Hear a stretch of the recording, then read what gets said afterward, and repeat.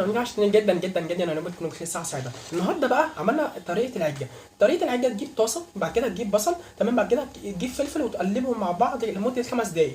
بعد كده تحط عليهم ايه البقدونس، تمام، بعد كده الطماطم، تمام، بعد كده ايه تسيبهم مع بعض شويه كده، تمام، مده برضه 5 دقائق. بعد كده ترجع تاني تحط عليهم ملح، وبعد كده فلفل اسود، فلفل اسود تقريبا، مظبوط، تمام. بعد كده ايه تسيبهم مثلا ايه 3 4 دقايق مع بعض بعد التقليبه وكده. بعد كده تجيب طاسه، تمام، تحط 6 معالق دي 6 بيضات وتقلبهم مع بعض، والخليط اللي احنا عملناه، تمام، تقلبهم مع بعض، تقلبهم مع الدقيق والبيض، وبعد كده تقلبهم كده شويه. بعد كده تبدا ايه تقليهم.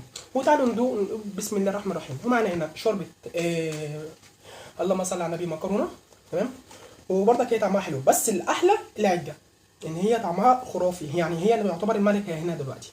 طب ندوق بسم الله.